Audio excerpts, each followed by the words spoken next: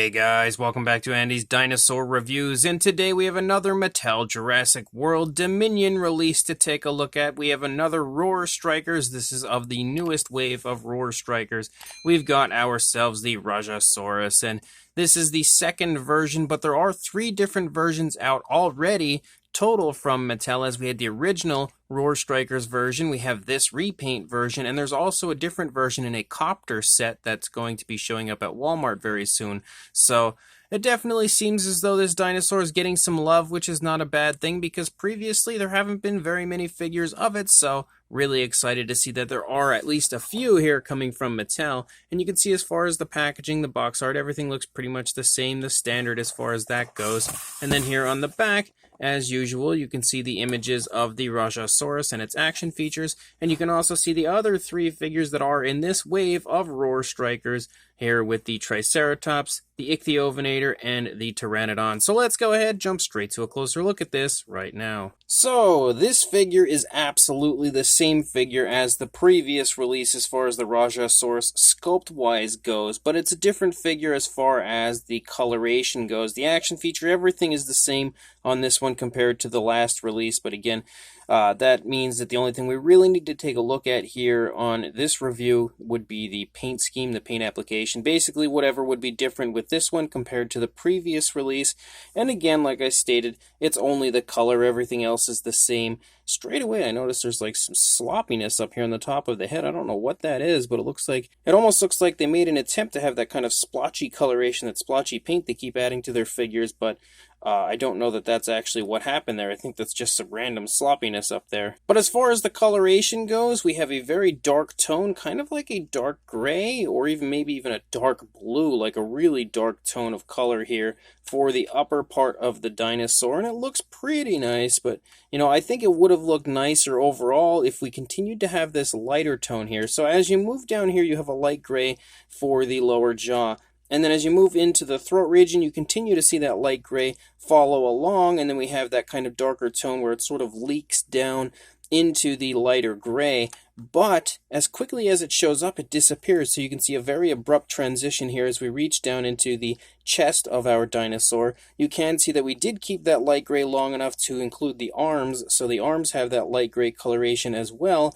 But again, it just is completely gone once you reach the stomach region, and that is it. Like, there's nothing else as you move down here along the underside of the dinosaur. It just is entirely this one tone of color.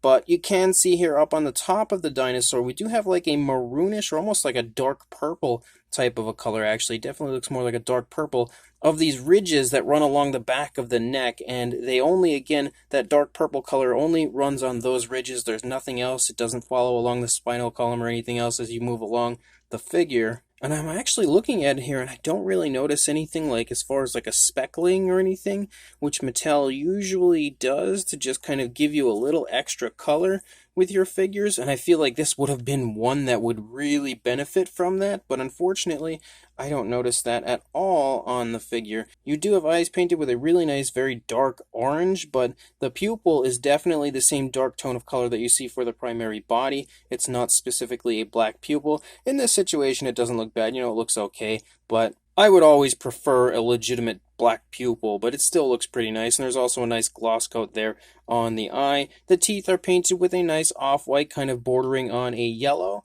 There's no real sloppiness on the teeth or anything. And then the inside of the mouth has a really nice pinkish tone in there, and also a very nice gloss coat. We actually have the pinkish tone there on the inside of the mouth on the upper side as well, which is a huge plus.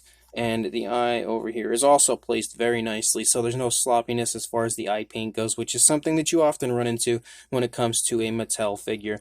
But again, it's definitely one of the laziest paint jobs I think I've seen from Mattel, and it's too bad because it could have looked really neat if they would have continued to run that light gray here along the underside and out onto the tail. This could have been a really cool looking version of a Rajasaurus color-wise, because the 2 colors just play off of each other so well. I feel like it would have been incredibly striking, but still looking kind of natural. So again, we don't have nail paint or anything like that. So that's really about it. One thing I did notice though on this figure, as soon as I pulled it out, is the legs are really loose. Like, look when I wobble it here and wiggle it, especially the left leg. Like, this is really, really loose. You can see how far out the gap is here with the leg when we reach here in the hip region. Look at that. Super, super wobbly, so I don't know what's going to happen there in the long run, but the legs are definitely very loose. And we also, of course, have our, and I have the wrong side, Jurassic Facts app code for you to add this to your collection if you choose to.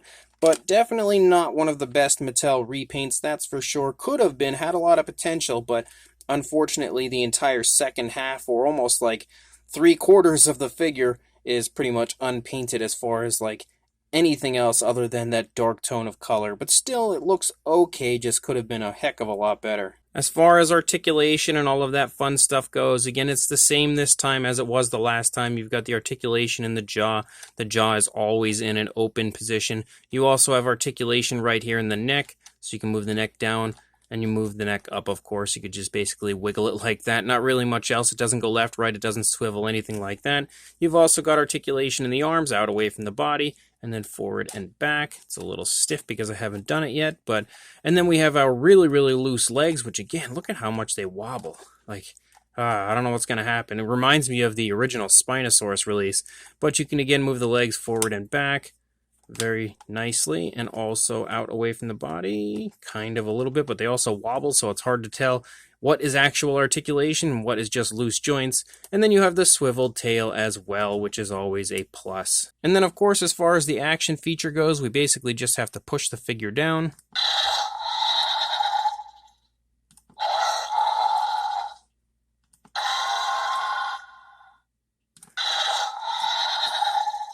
And we've got a pretty cool chomping action feature with some fairly fun sounds. But as far as a size goes, again, if you have the original one, you're already going to know what the size is because it's the same figure, but in case you do not, it's about 13 inches or 33 centimeters.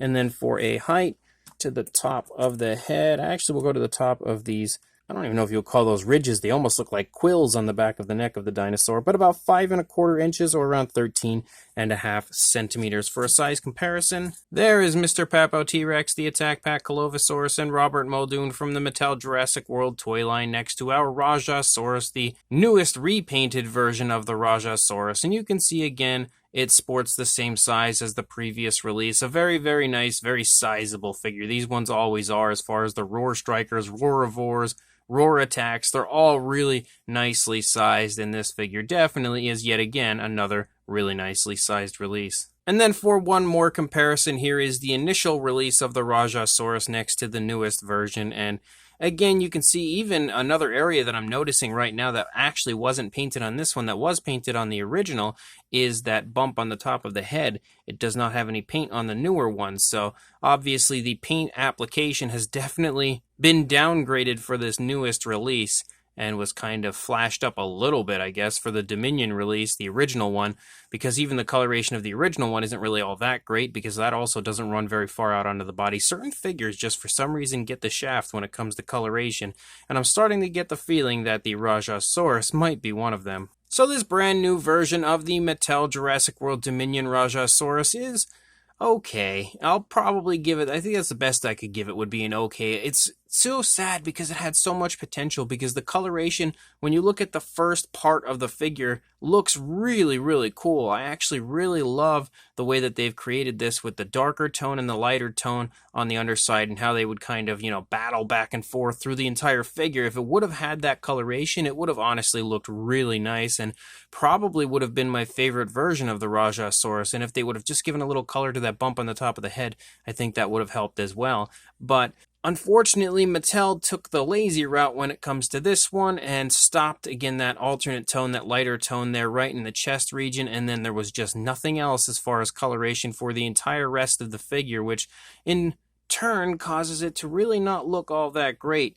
It looks kind of cool, again, but not really near as nice as it could have been. The sculpt, though, is absolutely phenomenal. There is so much beautiful detailing throughout, like incredibly crisp, really vibrant detail, very unique looking appearance to the figure as well, which I really quite like, with those kind of very heavily armored, almost like osteoderms and stuff all through the entire figure. Like, it looks really neat, really different than most other Mattel figures, but again, the coloration is just severely lacking on this one. The paintwork is just severely lacking. It's definitely not your best version of the Rajasaurus, That's for sure. But if you are interested in picking this up, I will include a link in the description to where you can pick this up on Amazon, because that's where I purchased mine. So if you would like to buy this, again, check the link in the description. Go grab yourself one of these from Amazon and make sure you like, comment, and subscribe. And I will see you in the next review. Thanks for watching.